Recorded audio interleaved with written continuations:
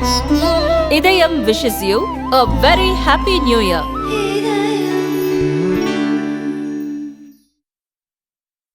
இன்னைக்கு கூட்டத்துக்கு என்ன கூட்டம் இன்னைக்கு அந்த விஷயங்களுக்கு இது எங்கள் கட்சி கட்டமைப்பு இதுதான். தேர்தல் வருதில்ல, அதுக்கு வழக்கமாக மற்றவங்க கள ஆய்வுங்கிறாங்கல்ல, நாங்கள் கலந்து ஆய்வு.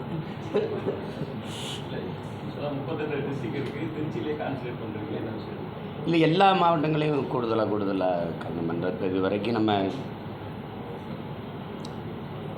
பல தேர்தலை எதிர்கொண்டிருந்தாலும் இது ரொம்ப முதன்மையானதாக கருதுகிறோம். அதனால் கூடுதலாக கவனம் பண்ணி வேலை செய்யணும்.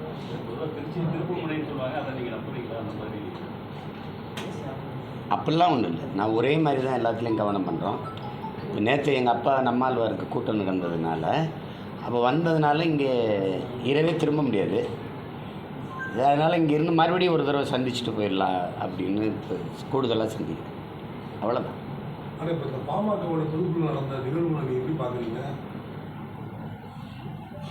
அதில் எனக்கு தனிப்பட்ட முறையில் கருத்து இல்லை. ஏன்னா அது எங்கள் குடும்பம், நம்ம கட்சி, அதில் போய் நம்ம கருத்து சொல்ல முடியாது. என்ன சொன்னாலும் எங்கள் ஐயாவுக்கு 2 பேருமே என்னுடைய அன்புக்கு மதிப்புரியவங்க. ஏன்னா அங்கே தான் இருந்தேன், அதனால் அதில் கருத்து இல்லை. ஒன்று மட்டும், இப்போ ஒரு கட்சி அப்படின்னா அதை வழி நடத்தும்போது அது இந்த மாதிரி பிரச்சனைகளை எதிர்கொள்ள வேண்டியது வரும். ஒரே இடத்துல எங்கள் ஐயாவை 2 பேர் இருந்து வந்ததுனால உங்களுக்கு தெரியுது. இப்போ நான் எவ்வளோ அனுபவிச்சுட்டு சில இதெல்லாம் பார்க்குறீங்கல்ல, ஒரு இதை செதுக்கும்போது சின்ன சின்ன இந்த மாதிரியான முரண்கள், கருத்துக்கள் அது மோத தான் செய்யும். ஒன்றும் பண்ண முடியாது. அது சரியாயிடும். 35 வருஷம் அந்த கட்சி, இது ஒரு சின்ன பிரச்சனை, அது சரியாயிடும். எனக்கு தெரியும், எனக்கு தனிப்பட்ட முறையில் எனக்கு எங்கள் ஐயா தெரியும். நான் ஒரு மகன் போல் அவர்கிட்ட இருந்து வளர்ந்தவன். என் மேலே ரொம்ப பேர் இருந்து.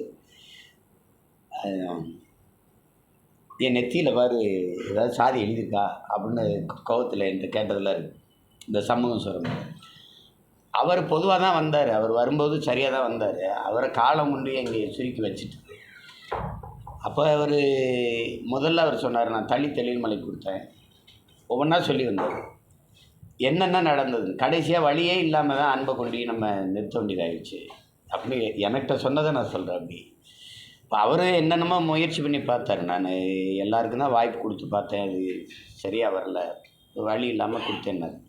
அப்போ அதை போய் ஒன்றும் சொல்ல முடியாதுல்ல. இல்லை, ஒரு கட்சி தலைமையே வேறு வழி இல்லாமல் தான் அப்படி குடும்ப உறுப்பினர்கள்ட்ட ஒப்படைக்க வேண்டிய நிர்பந்தம் தமிழ்நாட்டில் இருக்குது. அப்படி சொல்ல முடியாது, அப்படின்னு சொல்ல முடியாது. அவருக்கு கட்சி உருவாக்குனவருக்கு நம்பகமானது. இப்போ இப்படி பாருங்கள், இப்போ ஐயா பெரியார் அவர்களை எப்படி பாருங்களேன். ஐயா இன்னைக்கு இருக்கிற அந்த திராவிட கழகத்தினுடைய தலைவராக இருக்காங்கல்ல, அவங்க அன்னைக்கும் ஐயா கூட இருந்தாங்க. உங்களுக்கு தெரியும்னு நினைக்கிறேன். அப்படி இருக்கும்போது எனக்கு நம்பகமான ஒரு ஆள் வேணும். எனக்கு பிறகு என் சொத்தை நிர்வகிக்கணும், இதுக்கு அம்மா மணியம்மையை திருமணம் பண்ணணும். அப்போ அவருக்கு வேற ஒரு நம்பிக்கை தேவைப்படுது இல்லை. அது மாதிரி தான் இதை நீங்கள் பார்க்கணும். அதை போய் பேசிட்டு இருக்க வேண்டியதில்லை. என்ன மாதிரியான நிலைப்பாடு நீங்கள் எடுப்பீங்க? இப்போ நாம் தமிழர் கட்சியில் முதல்ல கட்சி ஒரு தலைவர் உருவாகட்டும், அதுக்கப்புறம் மற்றதை பற்றி யோசிக்கலாம். இங்கே தலைவரே இன்னும் உருவாகலை. தலைவனுங்கிற சொல்லுக்கு நீங்கள் சாதாரணமாக இல்லை, நாங்கள் பார்க்குற தலைவன் வேறு, எங்களுடைய தலைவன் வேறு. அப்படிங்கும்போது சும்மா பேர் வேணால் போட்டுக்கலாம். ஒரு படம் நடித்தவொடனே தலைவர்னு போட்டுக்கலாம், நாடாள வந்த மகாராசான்னு பாட்டு வச்சுக்கலாம், எல்லாம் அது செய்யலாம். அது அப்படி இல்லை. தலைவனுக்கு நிறைய தகுதிகள் இருக்குது. பசி மறக்கணும், தூக்கம் தொலைக்கணும், அவமான ஏச்சு பேச்சுக்களை தாங்கணும். இப்போ என் மேலே எத்தனை வழக்கு இருக்குன்னு நீங்கள் நினைக்கிறீங்க? 136-40 வழக்குக்கிட்ட தொட்டிருக்கேன். எனக்கு முன்னாடி ஒரே ஒருத்தர் தான் இருக்கார், நக்கீரன் அண்ணன் கோபால். அவருக்கும் எனக்கு தான் போட்டி நடக்குது. அவர் 200 கிட்ட நெருங்கிட்டாருன்னு நினைக்கிறேன். நான் படியேறாத நீதிமன்ற வாசல் இருக்குன்னு நினைக்கிறீங்களா? அதெல்லாம் ரொம்ப கடினம். அவமானங்கள், ஏச்சு பேச்சுகள் தாங்கணும். நாங்கள் படித்த தத்துவங்கிறது, தலைவன் என்பவன் தன்னை தாழ்த்திக்கிற தயாராக இருக்காதவன் தலைமை இருக்க தகுதியை பெற மாட்டான். கைகட்டி வேலை செய்ய தயாராக இல்லாதவன் கை நீட்டி கட்டளை எடுக்கிற தகுதியை பெற மாட்டான். எது ஒன்றையும் இழக்க முடியாத ஒருவன் பெரிதொன்றை அடைய முடியாது. தலைவன் என்பவன் தன்னையே எரித்து கொண்டு உலகத்துக்கு வெளிச்சத்தை தருகிற மெழுகுவர்த்தி போல இருக்கணும். தன்னையே தண்ணீரில் கரைச்சி சுவையை கூட்டுகிற உப்பாக இருக்கணும். இந்த தகுதியெல்லாம் தேவைப்படுது. சும்மா பேரில் போட்டுக்கிட்டு தலைவன்னா அது. தமிழ்நாட்டில் இருக்கக்கூடிய முக்கிய அரசியல் கட்சிகள்லாம் இப்படி சிதறண்டு போகிறதுக்கு வேறு ஏதாவது பின்புலத்தில் மத்தியில் இருக்கக்கூடிய தேசிய அளவில் இருக்கக்கூடிய அரசியல் கட்சிகள் எதுவும் காரணமாக இருக்கும்னு நினைக்கிறீங்க? அது இருக்குது. கடந்த காலங்களில் இந்திய திராவிட கட்சிகள் வந்து இப்படி ஒவ்வொருத்தரையும் சிதைச்சிருக்கு. குறிப்பாக இப்போ ஒவ்வொரு அமைப்பாக கூட நீங்கள் எடுக்கலாம். இப்போ வணிகர் அமைப்பு இருக்குது. அது ஐயா வெள்ளையனையும் ஐயா விக்ரமராஜாவை பிரித்து போட்டது யாருன்னு உங்களுக்கு தெரியும். ஒவ்வொரு கட்சிகளையும் ஒருத்தர் இப்படி எடுப்பாங்க. இப்போ எங்கள் ஐயா பாமக ஏடிமிக்க பக்கம் போனால் அதுக்கு இணையாக வன்னியர்கள்ட்ட ஒரு இதுன்னா என் சகோதரர் வேல்முருகனை இங்கிட்ட எடுப்பாங்க. உங்களுக்கு தெரியும். எங்கள் அண்ணன் திருமாவளவன் இங்கே இருந்தால் அங்கே அண்ணன் பூவை ஜெகன்மூர்த்தி அங்கிட்ட எடுப்பாங்க.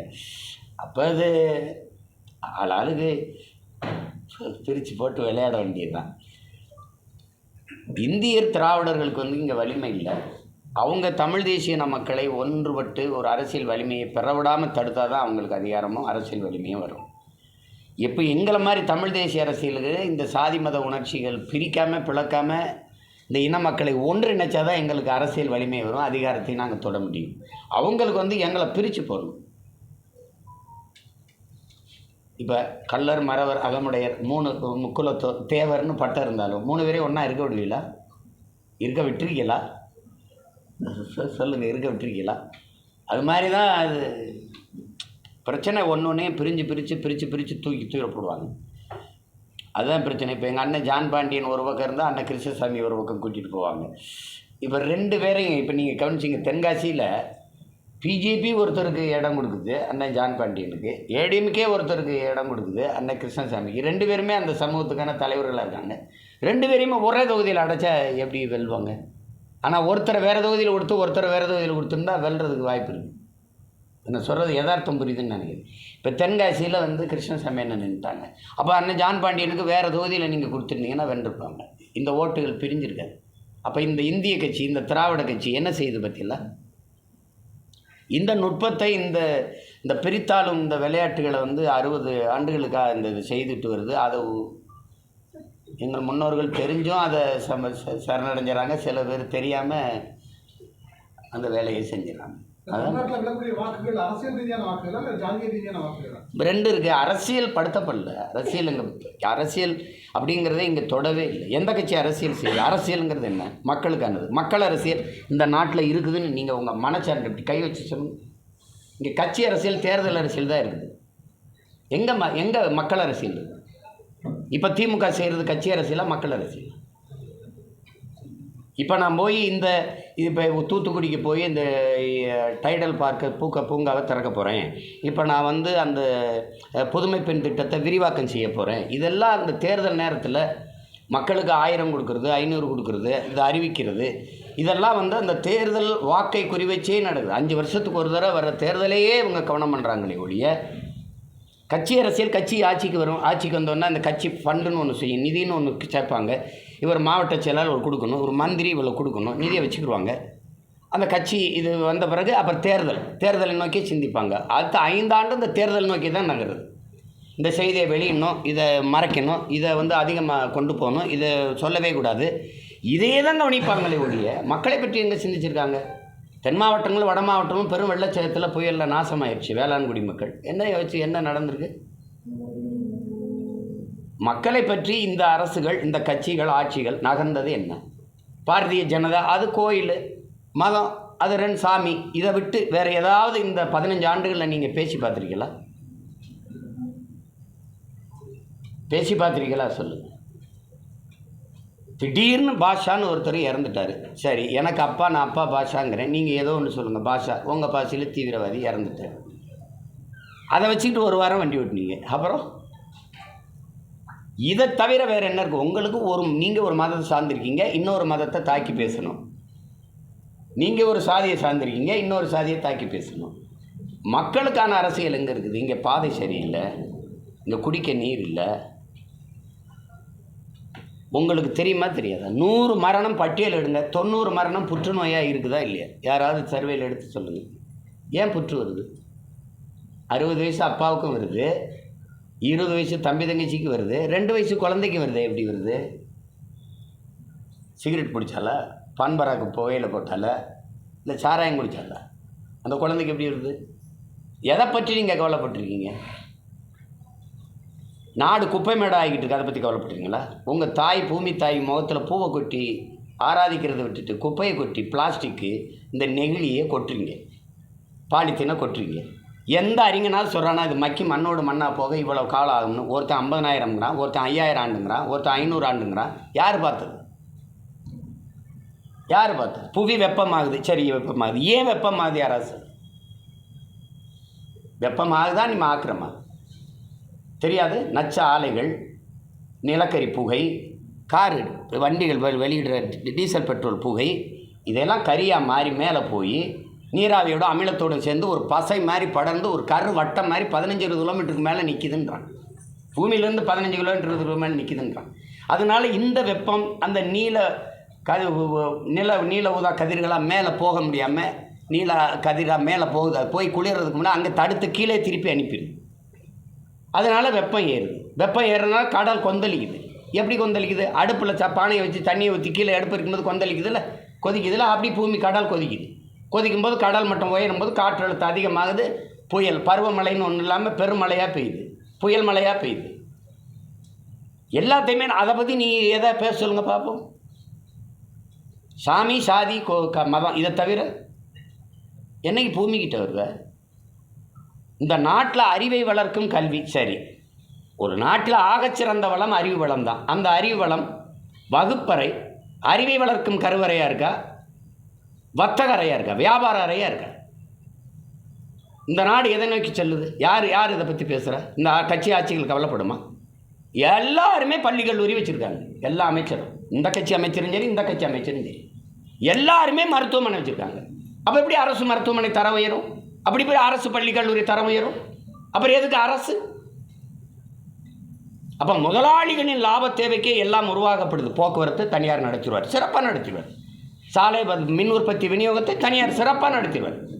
ஒரு தொலைக்காட்சியை திருப்புங்க, ஒரு பையன் நாயை தடை கொடுத்துட்டு, அப்பா காத்தாடி வந்தால் தான் மின்சாரம் வரும். இல்லை, மின்சாரம் வந்தால் தான் காத்தாடி வரும். அப்பாவுக்கு மனுக்கும் பிரச்சனை. ரொம்ப நேரம் விவாதம் நடக்குது. காத்தாடி வந்தால் தான் மின்சாரம் வரும், மின்சாரம் வந்தால் தான் காத்தாடி வரும் அப்படின்னு போனால் ஒரு வெட்டவரி பொட்டால் ஒருத்தர் நிற்பார், ஒரு காத்தாடி ஓடும். அப்படி சுற்றும்போது பளிச்சுன்னு விளக்கு எரியும். நாங்கள் அப்படி மின் உற்பத்தின்னா அதான் நீ வருதா இல்லையா? ஒரு நாட்டின் மிக அத்தியாவசியமான தேவை இதில் உணவு தேவை, மின் தேவை. இந்த மின்சாரத்தை முதலாளி கையில் கொடுத்துட்டிங்கன்னா நாளைக்கு அவன் ஒரு யூனிட் மின்சாரம் 15 ரூபாய்னா அதானே விற்க முடியும். நீங்கள் 7 ரூபாய்க்கு அதானிகிட்ட வாங்கி எனக்கு 3 ரூபாய் 4 ரூபாய்க்கு கொடுக்குறீங்க, குறைச்சி கொடுக்குறீங்க. அப்போ எடுத்தவனே ஒரு யூனிட் மின்சாரத்துக்கு விலை விளப்பது 1.5 லட்சம் கோடி கடன் இருக்குது. இந்த அரசுக்கிட்ட கேளுங்களேன், 9 லட்சம் கோடி கடன் இருக்குல்ல. இந்த கடனை வாங்கி நாட்டு மக்களுக்கு செஞ்ச நலத்திட்டம் ஒன்று சொல்ல சொல்லிடுங்க. The best, world best education கொடுத்துட்டேன்.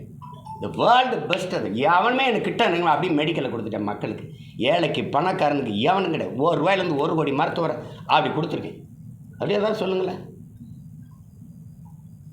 அப்படி ஏதாவது சொல்லுங்கள் இருக்கா? ஆனால் அவங்கள பொறுத்தவரைக்கும் காலை உணவு திட்டம் அப்படிங்கிறாங்க. இப்படி பாருங்களேன், அண்ணன் எப்படி கேட்குறேன், ஒரு காலையில் சாப்பிட்டு கூட பள்ளிக்கூடம் வர முடியாத அளவுக்கு தான் வறுமையில் என் பிள்ளைகளை வச்சுருக்கீங்களா? 60 வருஷம் ஆண்டு, 60 வருஷம் ஆண்டு. இது என்ன சோமாலியா இல்லை கென்யா நைஜீரியா மாதிரி இருக்கா? எல்லா வளமும் இருக்குல்ல. காலையில் என்ன சாப்பாடு? அப்படியே பால் முட்டை அப்படியா இல்லை உப்புமாவா? 7 நாள் 5 நாள் உப்புமாவா இல்லையா? தம்பி நெஞ்சில் கை வச்சு பேசணும். நீ உப்புமா கம்பெனி நடத்திக்கிட்டு இருக்க நீ, அப்படியா? ஒரு இடத்துல சரியாக சொல்லுங்கள். ஆவின் பால் விற்கிதுல, எல்லாரும் நீங்கள் படித்தவங்க தானே. ஆவின் பால் அரசு விற்கிதுல, மாடு இருக்குது. அங்கே இருக்கு. குஜராத், உத்தரப்பிரதேசத்தில் ஒருத்தன் 1 லிட்டரில் 500 லிட்டர் பாலாக வேதிப்பொருளை வச்சு கெமிக்கலை வச்சு தயாரித்து விற்றாங்கிறது 20 வருஷம் கண்டுபிடிக்காமல் இப்போ கண்டுபிடிச்சிருக்கீங்க. அங்கே நடக்கிறது தானே இங்கே நடக்குது. உங்கள் நெஞ்சில் இப்படி கை வச்சு மனச்சான்று துரோகம் இல்லாமல் எனக்கு பதில் சொல்லுங்கள். பால் போல் ஒன்றா? எந்த இடத்துல நீங்கள் சரியாக இருக்கிறீங்க? எந்த இடத்துல சொல்லுங்கள். அதனால தான் இங்கே தேர்தலை நோக்கி தான் எல்லாருமே நகருவாங்க. இப்போவே கள ஆய்வு மனுக்கள் மக்கள்கிட்ட வாங்குவாங்க தெரியுமா? 5 ஆண்டு ஆட்சி முடியும் போது உங்களுக்கு என்ன பிரச்சனைன்னு கேட்க வருவாங்க. எங்களுக்கு என்ன பிரச்சனைனே இப்போ தான் கேட்க வரீங்க. அப்போ நம்ம என்ன சொல்லிட்டு பிரச்சனையே நீங்கள் தான் ஏசம்மா எங்களுக்கு பிரச்சனையே நீங்கள் தான். வந்தாங்களா இல்லையா ஐயா? நீங்கள் சொல்லுங்கள், வந்தாங்களா இல்லைங்களா ஐயா? இப்போ வருவாங்களா இல்லைங்களா ஐயா? கள ஆய்வுக்கு போகிறீங்களே, அப்படியே முதலமைச்சர் துணை முதல்வர்லாம் நில ஆய்வுக்கு ஒரு தடவை போங்களே. எவ்வளோ வெள்ளச்சேதம், எத்தனை ஏக்கர் பயிரிட்டீங்க, இது எவ்வளோ மகசூல் தந்திருக்கும், எவ்வளவு ஒன்றுமில்லாமல் போச்சு, எவ்வளவு இழப்பு, அப்படி ஒரு நில ஆய்வுக்கு ஒரு தடவை போங்களே. எதுக்குமே காசு கிடையாது. பகுதி நேர ஆசிரியர் நிரந்தரம் பண்ண முடியாது, சம்பளம் காசு இல்லை. அந்த ஆசிரியர்கள் சம வேலை சம ஊதியம், அதுக்கு காசு இல்லை. போக்குவரத்து தொழிலாளர்களுடைய பிடித்த பணத்தை கொடுக்க முடியாது, காசு இல்லை. 200 நாள் வேலை திட்டத்துக்கு நீங்கள் அதுக்கு காசு இல்லை. எதுக்குமே காசு கிடையாது. தஞ்சை தமிழ் பல்கலைக்கழகத்தில் ஓய்வு பெற்ற பேராசிரியர்களுக்கு அது கிடையாது. அவங்களுக்கு இருக்கிறவங்களுக்கு சம்பளம் போட காசு இல்லை. ஆனால் அந்த 1000 ரூபா கொடுக்க முடியும். எங்கள் அம்மா பெரியம்மா என் அக்கா தங்கச்சி சாலையில் நின்று எனக்கு மாதம் 1000 கொடுன்னு கேட்டது? யாராவது சொல்கிறீங்களா? கேட்டாங்களா? மழை நீர் வழிஞ்சோட காவலில் மேலே ட்ரெயினோட எது மெட்ரோ 62,000 கோடி. கமிஷன் வாங்கி திங்கிற புரோக்கர்களை தரகர்களையே நம்ம தேர்வு பண்ணிவிட்டு தலைவரை தேடினோம்னா, அப்படி தலைவனை தேர்வு பண்ணால் தான் அவன் மக்களை பற்றி கொல்லப்படும். அரசியல்வாதிகள் அடுத்த தேர்தலை பற்றி தான் கவலைப்படுவாங்க, தலைவர்கள் தான் அடுத்த தலைமுறையை பற்றி கவலைப்படுவாங்க. இங்கே அப்படி எங்கே தலைவர் இருக்காங்க? ஆனால் இப்போ களத்தில் இருந்து நீங்கள் போராடிட்டு இருக்கீங்க. இதே வேலையில் வந்து சாட்டையில் அடிச்சுக்கிட்டா இந்த திமுக ஆட்சி அகற்றிடலாம் அப்படின்னு வந்து அண்ணாமலை பண்ணுறாரு. அதை எப்படி நீங்கள் பார்க்குறீங்க? இல்லை அந்த செயல் நீங்கள் அதை ஏற்கிறீங்க எதிர்க்கிறீங்க. ஆனால் அவருடைய கோபத்தை நம்ம குறைச்சி மதிப்பிட முடியாது. தம்பியுடைய அணுகுமுறை அது இப்போ கேட்கும்போது எதுக்கு இப்படி இவ்வளோ தூரம் முடிவு எடுக்க வேண்டியதில்லை. இப்போ எனக்கு கூட தான் கோபம் இருக்குது. இப்போ அதில் குற்றவாளியை சாட்டிட்டு அடிக்கும் மீது நம்ம போய் அதுக்கு அடிச்சுக்கணும், அது தேவையில்லை. அது கஷ்டமாக இருந்து கேட்கும்போது. ஆனாலும் அவருக்குள்ளே இருக்கிற அந்த கோபத்தை எல்லாருக்குள்ளே இருக்கிற கோபம் ஒரு தலைவராக அவர் சொல்ல வேண்டியது வருது, வெளிப்படுத்துறத அப்படி வெளிப்படுத்திட்டார். அதனால் அதை போய் அதை விமர்சிச்சுக்கிட்டு இருக்க வேண்டியதில்லை. அவருடைய உணர்வு அதை அப்படி வெளிக்காட்டுறாரு. சாட்டையில் அடிச்சுக்கிட்டாலோ செருப்பு போடாமல் இருந்தாலோ திமுக அது சரியா? அது சரியா? அது தம்பிக்கிட்ட அவருக்கு முன்னாடி இந்த களத்தில் இருக்க ஒரு அண்ணனாக நான் சொல்ல விரும்புவது, இந்த நாட்டில் நிறைய மாறுதல்களை நீங்கள் செய்யணும். நான் அதுதான் அடிப்படை அமைப்பு அரசியல் மாற்றம்னு சொல்கிறது காரணம். என்னென்ன அடிப்படை அரசியல் மாற்றம்னு நீங்கள் கூட கேட்கலாம். இப்போது இந்த ஆட்சியை இந்த ஆட்சி நீங்கள் இவங்க கோட்பாடு பேசுகிறது, திராவிட மாடல் பேசுகிறது, நல்லாட்சி பேசுகிறது. ஆட்சி நேர்மையாக கொடுத்துட்ட ஒருத்தருக்கு வாக்குக்கு காசு கொடுக்க வேண்டிய தேவையில்லை. அவர் இந்த மகராசை இன்னொரு தடவை வரணும், எந்த பிரச்சனையும் இல்லைன்னு மக்கள் விரும்பிட்டா அவனே தேடி பார்ப்பான், அவனே அவர் என்ன பேச வர்றாருன்னு கேட்பான், அவனே திரும்பி வாக்கு கேட்காமலே போட்டுருவான். அப்படியெல்லாம் வென்றது இருக்குது. தொகுதிக்கே போகாமல் ஜெயிச்சவர் தமிழ்நாட்டில் இருக்காரா இல்லையா? எங்கள் தாத்தா முத்துராமலிங்க தவிர தொகுதிக்கே போகாமல் வாய் போட்டு சட்டம் வாய் இறந்து எனக்கு வாக்கு போடுங்கன்னோட கேட்காம ஜெயிச்சாரா இல்லையா? எப்படி ஜெயிச்சார்? நம்பினான் இந்த மக்கள், இந்த மனுஷனுக்கு போடணும்னு நம்பினான், நல்லவர்னு நம்பினான். அப்படி நீங்கள் செஞ்சுருந்தீங்கன்னா போடுவாங்க. ஆனால் நீங்கள் ஏன் வாக்குக்கு 1000-500 கொடுத்து வாக்கை வாங்குறீங்க? வாக்குக்கு காசை கொடுத்து வாங்கிட்டு நீ ஊழல் லஞ்சத்தை ஒழிப்பேன்னு பேசுகிறது மாதிரி உலக வேடிக்கை ஏதாவது இருக்கா? தெருவுக்கு தெரு சாராய கடை திறந்து வச்சுட்டு மக்களின் நலம்னு பேசுகிறது மாதிரி ஒரு பைத்தியக்காரத்தனம் ஏதாவது உலகத்தில் இருக்கா? இல்லை. சரி, இதையெல்லாம் விடுவோம். இப்போ தம்பி என்ன செய்யணும்? வாக்குக்கு காசு கொடுக்குற ஒரு வேட்பாளர் அவரை கண்டு 10 ஆண்டுக்கு தேர்தல் நிற்க தடை அப்படின்னு இவங்க இப்போ ஆண்டுகிட்டு இருக்க அதிகாரம் இவங்க சொல்லி போட்டால் ஒருத்தன் காசு கொடுக்க மாட்டேன். நீங்கள் பறக்கும் படைன்னு ஒன்று போடுறீங்க. சாலையில் எங்கள் அப்பா மிளகாய் விற்றுட்டு கொண்டு வர காசு, மாட்டை விற்றுட்டு கொண்டு வர காசு, மளிகை கடைக்கு சரக்கு வாங்க கொண்டு வர காசு, அப்பாவை மருத்துவமனையில் சேர்த்துட்டு அதுக்கு பணம் கட்டு கொண்டு வர காசை இதை பறிச்சுக்கிறிய ஒழிய அங்கே தொகுதிகளை காசு கொடுக்குறான்னு தெரியுது, நீ பறிக்கவே மாட்டேங்கிற. இப்போ வேணால் ஒரு பந்தயமாக வச்சுக்கிடுவோம். ஈரோடு கிழக்கு தேர்தல் எப்படி நடக்குதுன்னு நம்ம எல்லோரும் போவோம். எல்லாம் வாங்க, காசு உள்ள கொட்டி கொடுப்பாங்க. மந்தையில் அடைச்சி வச்சு சாப்பாடு பிரியாணி, இந்த தொலைக்காட்சி ஓடும், அங்கே சீரியல் பார்க்குறவங்க பார்க்கலாம், இங்கே சீட்டாடுறவங்க பார்க்கலாம், இரவானா சரக்கு பிரியாணி எல்லாம் நடக்கும். இதுதான் தேர்தல்னு நீங்கள் முடிவு பண்ணிட்டா இப்படி இது தேர்தலாக திருவிழாவா? இந்த முறையை ஒழிக்காமல் நீங்கள் எப்படி திமுக ஆட்சியை புறப்படுத்துவீங்க? இப்போ அவங்க உங்களுக்கு தெரியும், சார்ஜ் பண்ண செல்ஃபோனுக்கு சார்ஜ் ஏற்றின மாதிரி 100 விழுக்காடு சார்ஜ் ஏற்றி வச்சுருக்காங்க. ஓட்டுக்கு 5000 கொடுக்க கூட காசு இருக்குது இப்போ அவங்கக்கிட்ட. இப்போ போய் அதை தடுக்காமல் நீங்கள் அந்த ஆட்சியை அப்புறப்படுத்துவேன். நீங்கள் செருப்பு இல்லாமல் நடந்தல, காலே இல்லாமல் நடந்தாலும் இதெல்லாம் சரி பண்ணால் தான் ஒழிக்க முடியும். அதை தம்பி சொல்லணும், சொல்லி மேலே சொல்லி பணம் வாக்குக்கு கொடுக்குற முறையை ஒழிக்கணும். இந்த இலவசங்களை அறிவிக்க நீங்கள் எப்படி சொல்லுவீங்க? நீங்களே மகாராஷ்டிராவில் 2000 ரூபா பெண்களுக்கு கொடுக்குறேன்னு சொல்லி தான் ஜெயிச்சிருக்கீங்க. நீங்களே இலவசங்களை அறிவித்து தான் ஜெயிச்சிருக்கீங்க. அது இலவசங்கிறது உலகத்துக்கே தெரியாது, ஒரு வளர்ச்சி திட்டம் இல்லை, இது வீழ்ச்சி திட்டம். அதில் இழக்கிற பணத்தை எப்படி ஈட்டுறீங்க? ஒரு கேள்வி தானே. என்னைக்கு சொல்லியிருக்காரு பாருங்க ஐயா குன்றக்குடி அடிகளார். நம்மெல்லாம் சிறு பிள்ளையில் பார்த்துருக்கோம் அவங்க பேச்சு கூட நான் நேரடியாக கேட்டதில்லை. அவர் என்ன சொல்கிறார் பாருங்க, ஆறுதலால் காயங்கள் அறுவதில்லை, ஆறுதலால் காயங்கள் ஆறுவதில்லை, அழுவதனால் எதையும் அடைந்து விட முடியாது, தூறல்களால் பயிர்கள் விளையாது, என் தேசத்தை நாசமாக்கி ஒரே சொல் இலவசங்கிறது. என்னை சொல்லியிருக்கார் பாருங்க. இப்போ 2026 தமிழ்நாட்டில் இதே நம்ம தான் தொடரும் அப்படிங்கிறத உங்கள் பேச்சுன்னு புரிஞ்சுக்கலாமா? அப்படி தொடர விடுறதுக்காக நாங்கள் இவ்வளோ தூரம் தொடர்றோம்? என்ன இப்படி பேசுகிறீங்க? புரட்சி என்பது என் உடன் பிறந்தார்களே ஒரு தலைகீழ் மாற்றம். மேலே இருக்கிறத கீழே தூக்கி வீசும், கீழே தூக்கி இருக்கிறத மேலே கொண்டு போகும். அது எந்த நொடியிலே நிகழலாம். பங்களாதேஷில் நடந்தது இங்கே நடக்காதா? இலங்கையில் நடக்குது இங்கே நடக்காதா? இலங்கையில் இப்போ இருக்காரே அந்த அனுரா திசநாயக்கா 3 விழுக்காடு வாக்கு வச்சுருந்தாங்க. அந்த கட்சியை ஒரு கட்சியாகவே வேணுங்கிறது இல்லை. அங்கே இருந்த பொருளாதார வீழ்ச்சிக்கு அப்புறம் ஏற்பட்ட கிளர்ச்சியில் 2 பேரையும் தூக்கி வீசிட்டு அவர் தேர்வு பண்ணலையா? பங்களாதேஷு நாட்டை உருவாக்கின பிதாமகன் முஜிபுர் ரஹ்மான் சிலையை தூக்கி தலையை துண்டை வெட்டி வீசலையா அவர்தான்? இன்றைக்கி அந்த அதிபர் உள்ளே போகமுடிய நீ அங்கே இருக்கிறாங்களா? அந்த நாட்டின் பிரதமர் இருக்காங்களா? அதெல்லாம் ஒரு நொடியில் மாறும். இதுவரை வாழ்ந்தது போல் இனி வாழ முடியாது என்கிற நிலை உருவானால் மக்களே புரட்சி செய்வார்கள்ங்கிறான். அன்றைக்கி அந்த புரட்சிக்கு தலைமையேற்க ஒருத்தன் காத்துக்கிட்டு இருக்கணும்.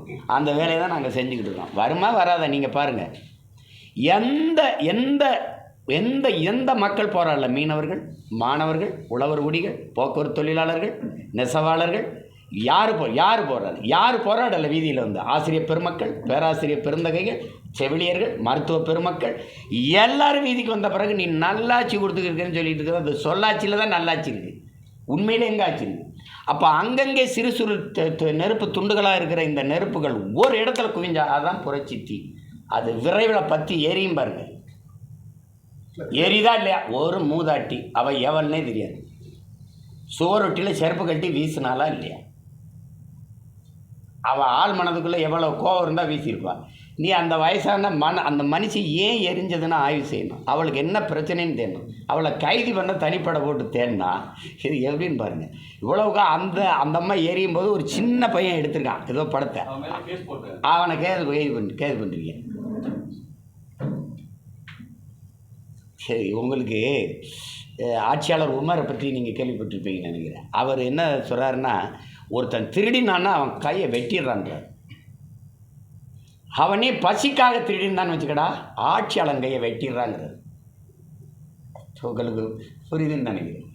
இப்போ யாருக்கு அந்த அம்மா செருப்பு கட்டி அடித்ததுக்கு காரணம் யார்? எதுக்கு இவ்வளோ கோவம் வந்துச்சுன்னா இப்போ யாரை தண்டிக்கலாம்? நீ குடிக்க வச்சதில் மகன் செத்துருக்கலாம், அல்லது புருஷன் செத்துருக்கலாம், ஏதோ ஒன்று இருக்குல்ல. இதெல்லாம் என்ன எங்கே போய் சொல்கிறது சொல்லுது? இப்போ நாம் தமிழர் கட்சியும் திமுக வீழ்த்தணும்னு சொல்லுது, பாஜகவும் அண்ணாமலையும் அவங்க வீழ்த்தணும்னு சொல்லுவாங்க. ஐயா, நான் சொல்கிறது எனக்கு பரம்பரை பகை. நாங்கள் செய்கிறது ஒரு தேசிய இனப்பகை. நாங்கள் நீண்ட காலமாக எல்லாத்தையும் தொலைச்சி நிற்கிற ஒரு இனக்கூட்டம். அவங்க சொல்கிறது அவங்க சும்மா தேர்தல் நேரத்துக்கு சொல்லுவாங்க. அவங்க திடீர்னு ஐயா கருணாநிதி சிலையில் போய் நினைவிடத்தில் போய் வணக்கம் போடுவாங்க, 100 ரூபா காசை வெளியிடுவாங்க, சும்மா பேசுவாங்க. அவங்க இதே பிஜேபி இந்த திமுக தயவில் 5 ஆண்டு ஆட்சியை நடத்தினவங்க தானே. இப்போ கூட திமுகவோட நட்பு பாராட்டி எல்லா மாநில முதல்வர் மேலேயும் அமலாக்கத்துறை சோதனையை செஞ்சிருக்கு. அரவிந்த் கெஜ்ரிவாலை உள்ளே வச்சுருந்துருக்கு. ஜார்க்கண்ட் முக்தி மோர்ச்சா அந்த தலைவர் அந்த ஜார்க்கண்ட் மாநில முதல்வரை சிறைப்படுத்தியிருக்கு. எல்லாம் செய்து சந்திரசேகர ராவ் மகன் மேலே வழக்கு போட்டிருக்கு. ஆனால் இந்த திமுக ஆட்சியாளர்கள் குடும்பத்து மேலே எதுவுமே பாயலையே. காரணம் என்ன? ஐயா சந்திரபாபு நாயுடு, நிதிஷ்குமார் ஐயா 2 பேர் தயவில் ஆட்சி நடந்துக்கிட்டு இருக்கு. ஒரு வேளை இதில் யாராவது ஒருத்தர் வெளியில் போனால் 22 உறுப்பினரோட அவர் உள்ளே போவார். நடக்குமா நடக்காதா அதுதான் பேசியிருப்பார். அதுக்காக அவங்க அப்படியே எல்லாம் எல்லாம் நம்ம பார்க்காததா. அந்த காலத்துலேருந்து இதே நாடகம் தான் நடக்குது. ஆனால் இப்போ திருப்பியும் திருச்சி மாவட்ட எஸ்பிக்கு உங்களுக்கு உண்டான பிரச்சனை நீதிமன்றம் வரைக்கும் வந்துருச்சு. இப்போ அதை பற்றி என்ன சொல்கிறது? எனக்கு ஒரு பிரச்சனையும் கிடையாது. சாட்டை வேற ஒரு கேஸ் கொடுத்துருக்காரு சார். அவங்களுக்கு சொத்து தகராறு கொடுக்கல் வாங்கல தான் பிரச்சனை இருக்குது. அது எனக்கு இதெல்லாம் ஒரு பிரச்சனைன்னா, இப்போ நான் பேசின பிரச்சனைகள்லாம் தான் எனக்கு பிரச்சனை. எனக்கு இந்த மாதிரி பிரச்சனைகள் நாட்டுக்கு மக்களுக்கும் பிரச்சனை இருக்கா? அது பிரச்சனையா? இது ஒரு பிரச்சனை. அவருக்கு ஒரு பிரச்சனை யார்? அவன் என் பிரச்சனையும் சேர்த்து பார்ப்பான். அதனால அவருக்கு ஒரு பிரச்சனை கிடையாது. அதெல்லாம் ஒன்றும் இல்லை. இதெல்லாம் சாதாரணமாக கடந்து போகணும். இதெல்லாம் ஒன்றும் கிடையாது. தனித்து போட்டிகளில் ரொம்ப உறுதியாக நீண்ட காலமாக பயணிச்சிருக்கீங்க. பிரச்சனை ரீதியாக போராட்டங்களில் மற்ற அரசியல் கட்சிகளோடு இணைந்து போராட்டம் நடத்துவதற்கு நீங்கள் தயாராக இருக்கீங்களா? பிரச்சனைகளை தந்தவங்களோட மறுபடியும் போய் நின்றுவாங்க. இப்போ நான் இந்த நிலத்தில் உங்ககிட்ட கேட்குறேன், ஒரு கட்சியை நடத்துகிறவனா அல்லது நீங்கள் எல்லாம் ஊடகவியலாளர்கள் எல்லாமே நம்ம 2 பேருமே இந்த மண்ணின் மக்களாக இருந்து பேசுவோம். இந்த நாட்டில் இருக்கிற சிக்கல்கள், இப்போ குறிப்பாக தமிழ்நாட்டில் இந்த பிரச்சனைகளை எல்லாம், இப்போ மீத்தேன் அணு உலை, அப்போ ஸ்டெர்லைட்டு, இந்த இப்போ டங்ஸ்டன், இந்த மாதிரி இது அளவு கடந்த ஜிஎஸ்டி வரி, இந்த நீட்டு தேர்வு, இப்படிலாம் பல பிரச்சனைகள் நம்ம எதிர்கொள்கிறோன்னு வச்சு. இதெல்லாம் தந்தது யார்? இந்திய ஒன்றியத்தை ஆளுகிற கட்சிகள், ஆட்சிகள். அதை அப்போவே எதிர்த்து தடுத்து அதெல்லாம் உள்நுழைய விடாமல் தடுத்திருக்க வேண்டிய கட்சிகள் யார்? இவங்க 2 பேரும் தான். இவங்களுக்கு தெரியாமல் இது உள்ளே வரல, அவங்களுக்கு தெரியாமல் இது திணிக்கப்படல. இப்போ இந்த கட்சி ஆட்சி முறையை எதிர்த்து தான் நம்ம சண்டை செஞ்சுக்கிட்டு இருக்கோம். இந்த நச்சு திட்டங்களை என் நிலத்தில் திணிக்காதீங்க, என் வளத்தை இப்படி கொள்ளையடிக்காதீங்க அப்படின்னு நம்ம சண்டை போடுறோம். இந்த மாதிரி இதில் நம்மளோட நின்று போராடுவாங்க. காலையில் மாலையில் அவங்களோட போய் நின்று கூட்டணியில் இருப்பாங்க. அப்போ இது எப்படி இருக்குன்னு பாருங்கள், நீங்களே சொல்லுங்கள். எப்படி செய்கிறது எந்த மாதிரியான அணுகுமுறைன்னு மக்கள் நினைப்பாங்க. என்னை காலையில் இந்த திட்டத்தை அப்படி யாராவது போராட வர்றாங்களான்னு கேள்வி. பிஜேபி வேணால் பேசுவோம், ஆனால் பிஜேபிக்கு தெரியாமல் தான் இது நடக்குதா? சொல்லுங்கள். இப்போ டங்ஸ்டனில் தம்பி அண்ணாமலை என்ன நிலைப்பாடு எடுப்பார்? காவிரி நதிநீரில் என்ன நிலைப்பாடு எடுப்பார்? முல்லை பெரியாற்றில் என்ன நிலைப்பாடு எடுப்பார்? என்ன நிலைப்பாடு எடுப்பார் சொல்லுங்கள். இப்போது பேபி அணையில் அதை தூர்வாரி கொள்றதுக்கு அனுமதியே எங்களுக்கு தரமாட்டேங்குது. அதில் தம்பி என்ன நிலைப்பாடு எடுப்பார்? அப்போ ஒவ்வொரு கட்சியும் ஒரு இங்கே இருக்கிற கம்யூனிஸ்ட் கட்சிகள், அங்கே இருக்கிற கம்யூனிஸ்ட் கட்சி குப்பையை கொண்டாந்து இங்கே கொட்டுதில்லை அந்த ஆட்சி. அதில் இவங்க கருத்துக்கள் என்ன? தம்பி பாரதிய ஜனதா கட்சியில் இவர் இருந்து தலைவராக இருந்து இது பண்ணுறாரு. அந்த ஆந்திர மாநில பாரதிய ஜனதா கட்சி, கர்நாடக மாநில பாரதிய ஜனதா கட்சிகள், அந்த தலைவர்கள் இவருக்கு ஆதரவாக சுட்டு செய்தி போடுறாங்க. கேரள மாநிலத்தில் இருக்க பாரதிய ஜனதா கட்சிக்காரரு ஏன் இதுக்கு ஆதரவாக சுட்டு போடல? அவங்க தானே குப்பையை கொட்டுறாங்க. அது கேட்குறது புரியுது அவங்களுக்கு. இப்போ இந்த மாதிரி அணுகுமுறையில் எப்படி எந்த கட்சியோட போய் நின்று சண்டை செய்யுங்க? யாரோட சேர்ந்து வேலை செய்யும்? அது ரொம்ப தப்பு. இப்போ அண்ணா பல்கலைக்கழக விவகாரத்தில் கடுமையான விமர்சனங்களை நீதிபதிகள் அரசு மேலேயும் கமிஷனர் அருண் மேலேயும் வச்சுருக்காங்க. அதை பற்றி நீங்கள் அது நியாயமானது தான். இப்போ நீங்கள் நம்ம இப்படி பார்ப்போம்.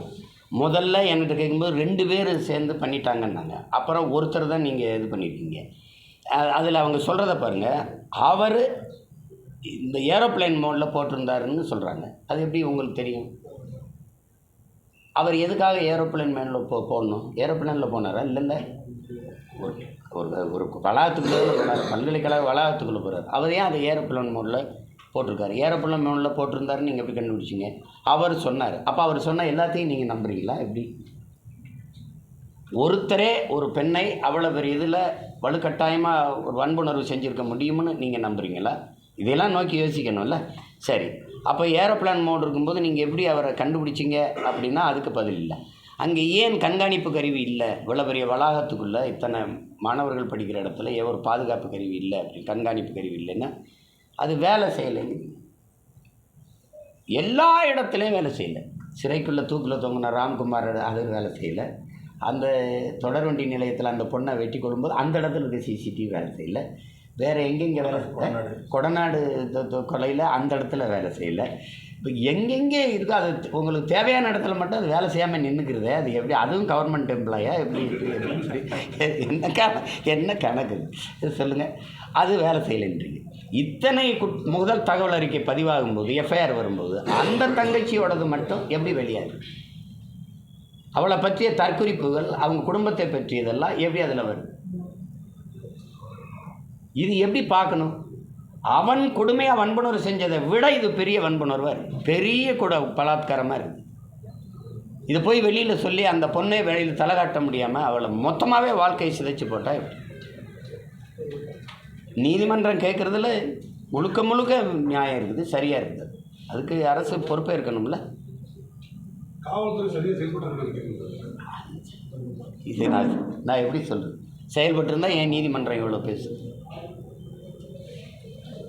தொடங்கும்போது இது நடந்துடக்கூடாது, கொடுஞ்செயல், அது ரொம்ப காயமாக இருக்குது, அதுக்காக நான் வருந்துறேன். இது உடனடியாக இந்த குற்றவாளி கண்டுபிடிச்சு நீங்கள் இப்போ அவரை காட்டும்போது மக்கள் வந்து இது பண்ணணுமா? அவரை அடித்து கையை காலை உடைச்சிட்டாங்க, இதுதான் தண்டனையா? கையை காலை உடைச்சி கட்டு போட்ட மாதிரி அவர் உட்காந்துருக்காரு. பார்க்குற எல்லாருக்குமே தெரியுது, சும்மா ஒரு கட்டை போட்டு உட்கார வச்சுருக்காங்க.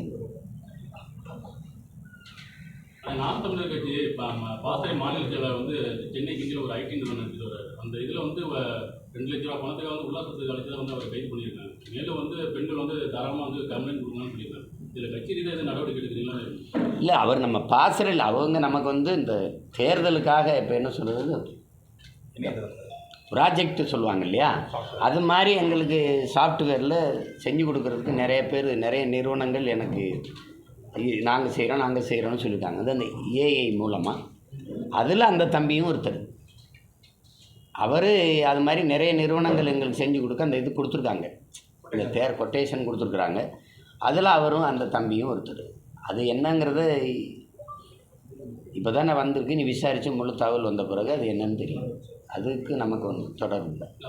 மாநில பாசறை செயலாளர் தகவல் தொழில்நுட்ப பிரிவு பாசறை செயலாளர் தங்கச்சி சுனந்தா ஒரு தங்கச்சி, அவங்க பெங்களூர்லேருந்து வேலை செய்கிறாங்க, அவங்க தான் செயலாளர்.